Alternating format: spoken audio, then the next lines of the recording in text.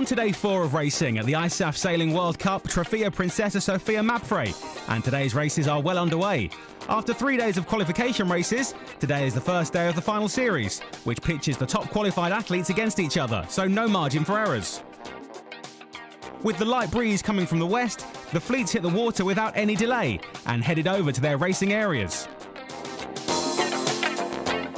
On Delta Course area, the 470 Women's Gold Fleet started racing first, and it was Israel's Olympic helm Cohen and new crew Maman who started at the pin end, close to Italy's Caputo and Paolillo.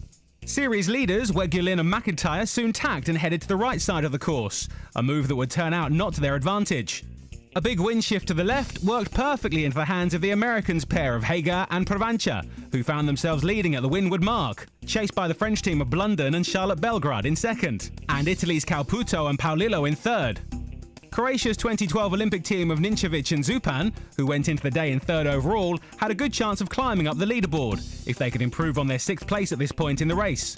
Particularly as the two teams ahead of them on the leaderboard, the British pair of Weguelin and McIntyre, and Brazil's 2012 Olympic pairing of Oliveira and Babachan had fallen further back in the standings. Due to the wind shift, the downwind leg was a straight sail to the gate, so time for some upsets and position changes. Apart from the Americans, Hager and Provancha continued to extend their lead, were in control of the race and facing little pressure from other teams. The Brazilians made a clever tactical manoeuvre and tacked to the right, followed by the British, as they endeavoured to close in on the leaders and keep hold of their top places on the leaderboard. With the Americans and the French teams claiming the top 2 places in the race, the fight was on for the third.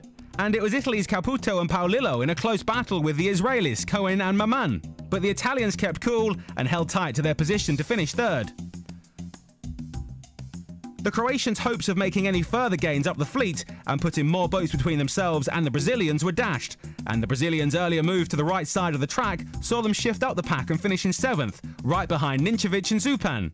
In Alpha Course area, the 49er FX, the new women's Olympic skiff event, were on their first race of the day, and with the wind picking up, provided a great spectacle, as the skiff's light hull weight combined with large sail area gives a powerful boat with impressive speed. A great performance from the German pair of Lutz and Becker gave them their best result of the series, a 2nd place.